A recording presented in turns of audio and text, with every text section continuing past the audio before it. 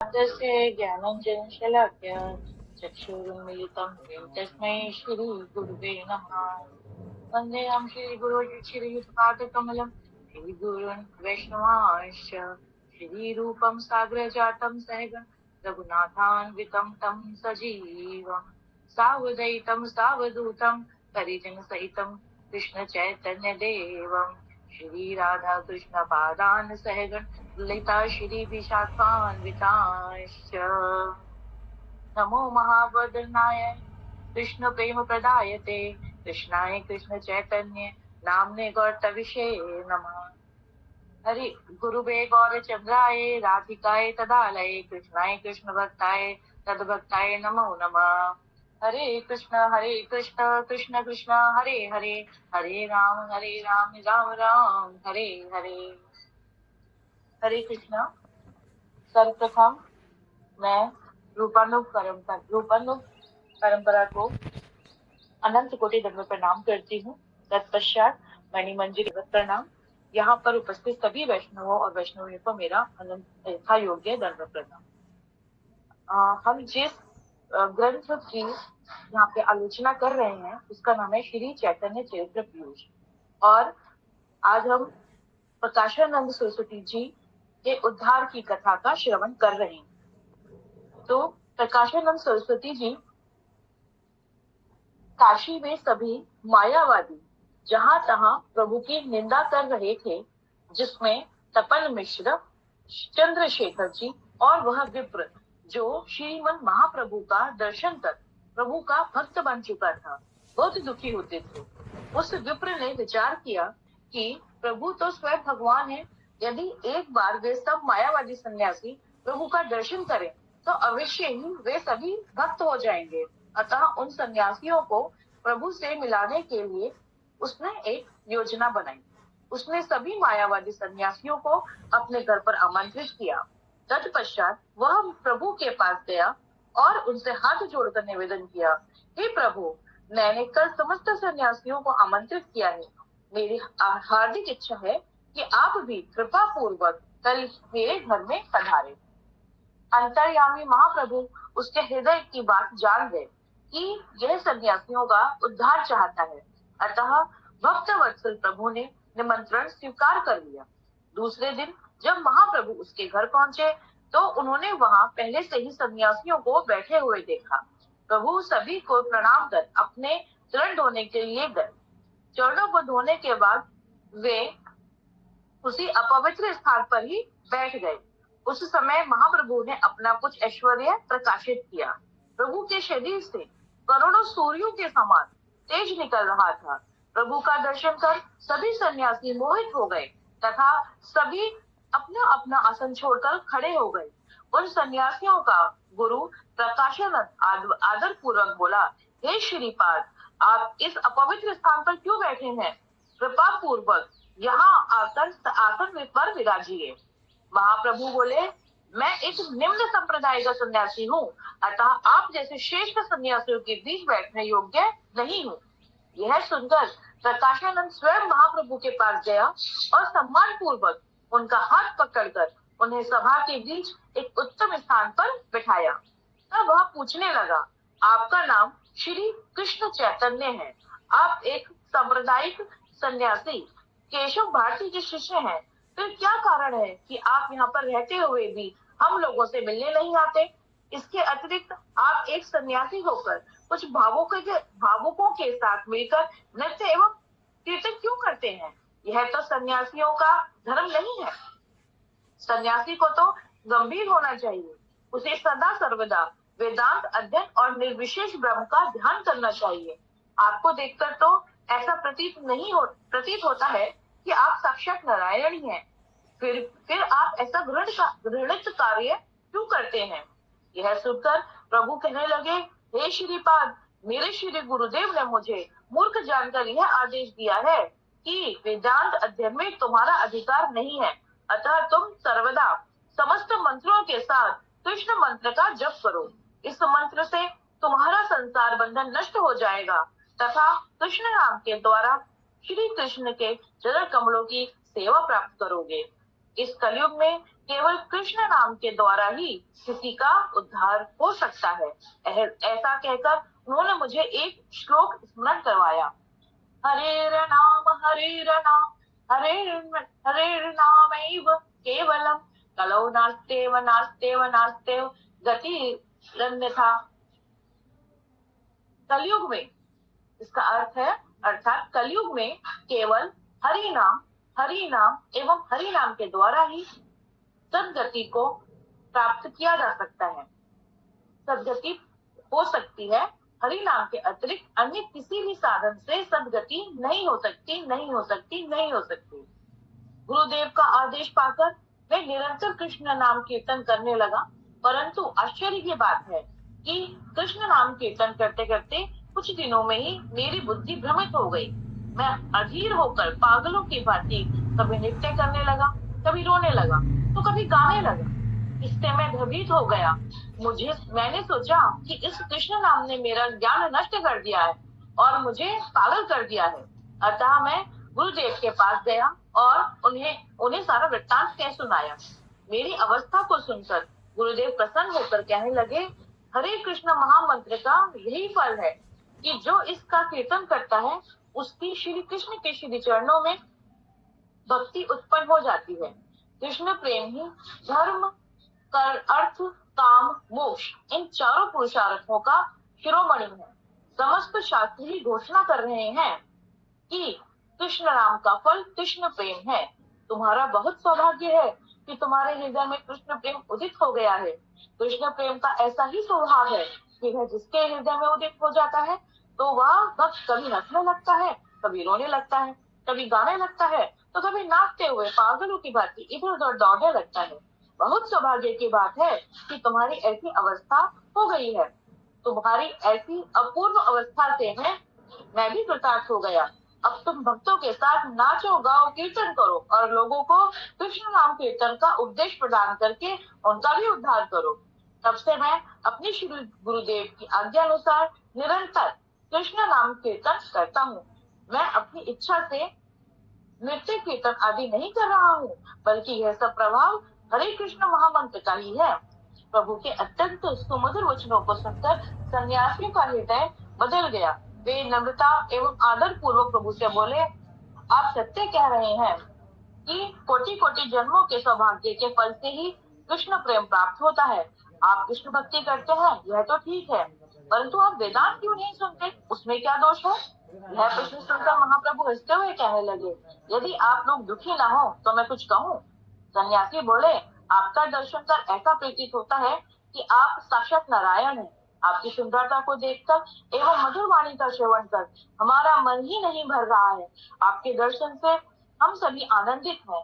हमें पूर्ण विश्वास है कि आप जो कुछ भी कहेंगे शास्त्रों के अनुसार ही कहेंगे। यह सुनकर महाप्रभु कहने लगे, भगवान श्री नारायण ने ही वेद व्यास जी के रूप में अवतीर्ण होकर वेदांत सूत्र की रचना की है। भगवान में ब्रह्म प्रमाद, अन्य मनस्कता,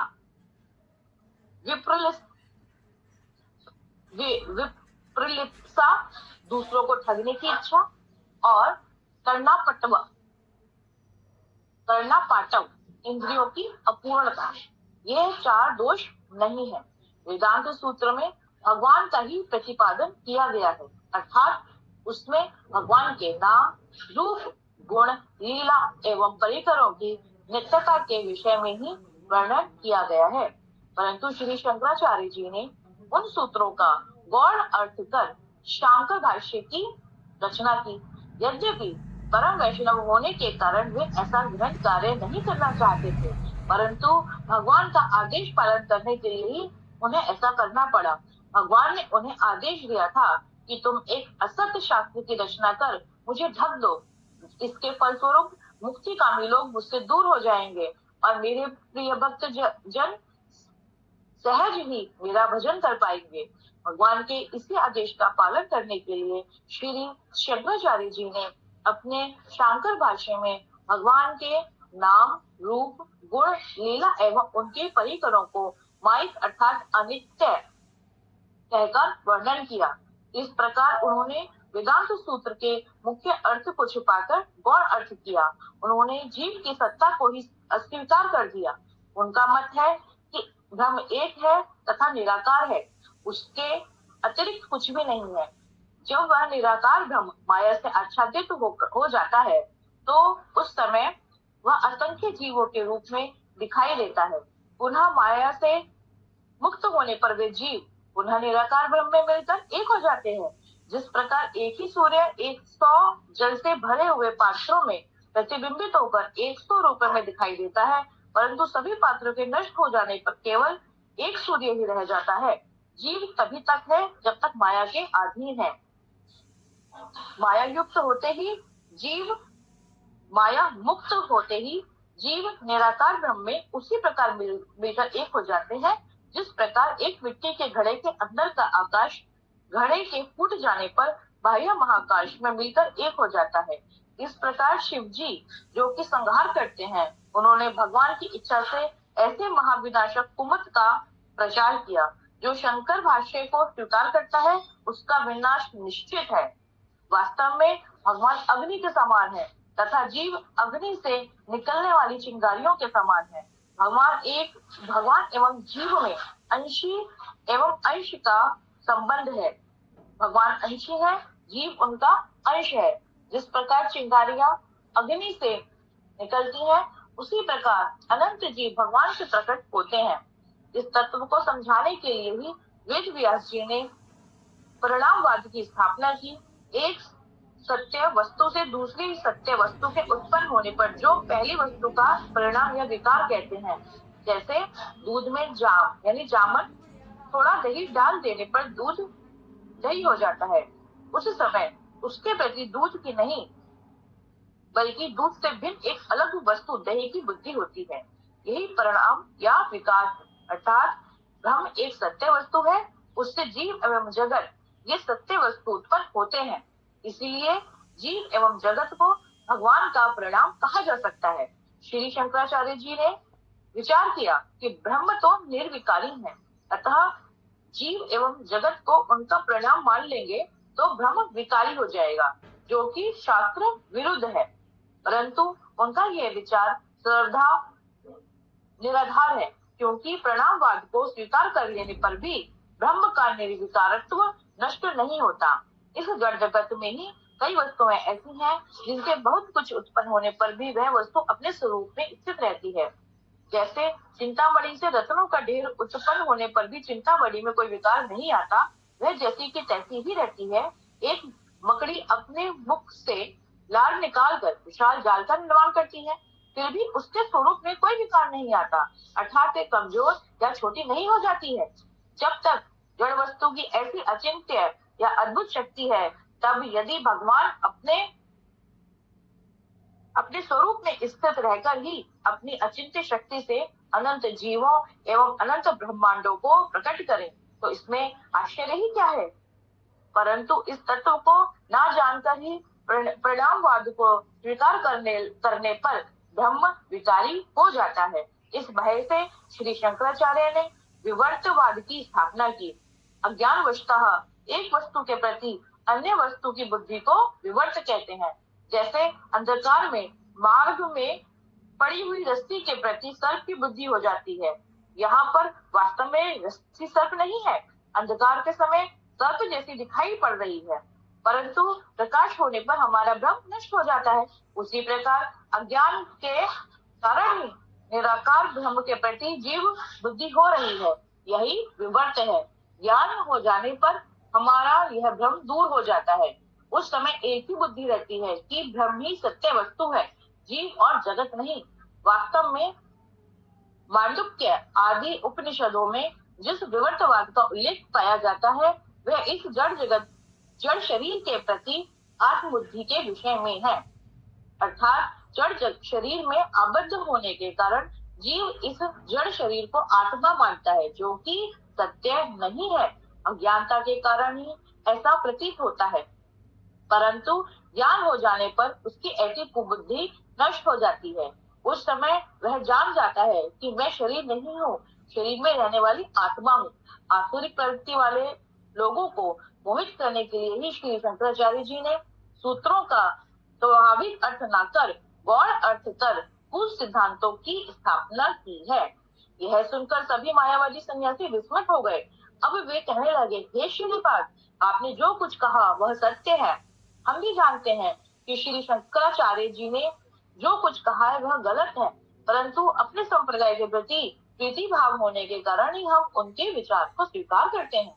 हमारा आपसे निवेदन है कि आप कृपा पूर्वक वेदांत सूत्रों का मुख्य अर्थ हमें सुनाएं। यह सुनकर प्रभु कहने लगे, बृहदारण्यकोपनिषद में 6 ऐश्वर्य, वीर, यश, श्री अर्थात सौंदर्य, ज्ञान एवं वैराग्य से युक्त पूर्ण तत्व को बृहद वस्तु कहा गया है। पुराणों में भगवान के ये 6 लक्षण बताए गए हैं। अतः शास्त्रों में जहाँ पर भी ब्रह्म शब्द का उपयोग है वहाँ भगवान को ही समझना चाहिए। इस प्रकार समस्त वेदों के अनुसार भगवान सच्चिदानंदमय वस्तु है तथा संबंध तत्व है।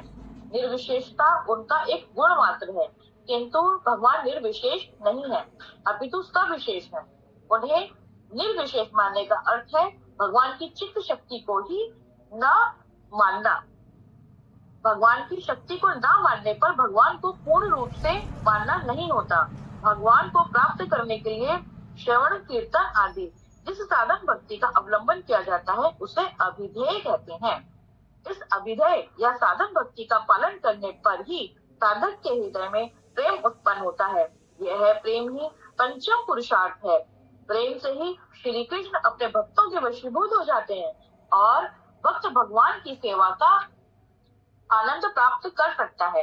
यह प्रेम ही प्रयोजन है। इस प्रकार सभी सूत्रों में संबंध, अभिधेय और प्रयोजन, इन 3 तत्वों का ही वर्णन है। मैं कौन हूँ, यह जड़ जगत क्या है, भगवान क्या है, हमारा परस्पर क्या संबंध है, इन 4 प्रश्नों का उत्तर जान लेने पर ही संबंध ज्ञान होता है।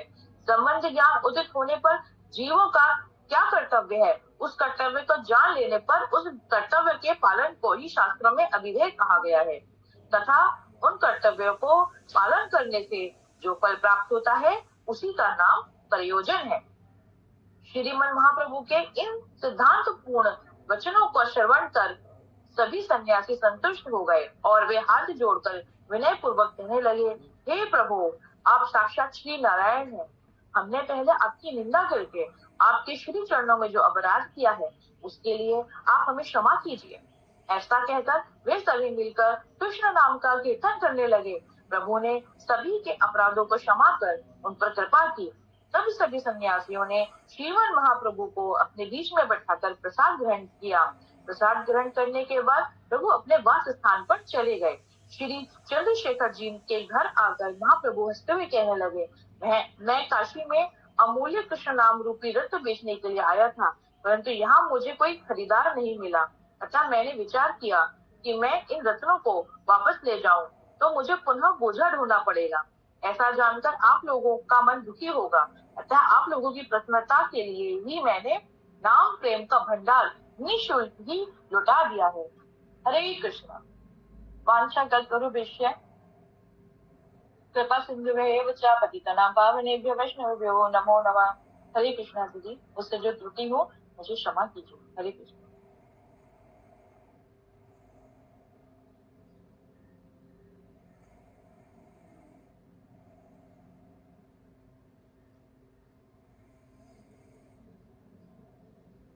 हरे कृष्ण।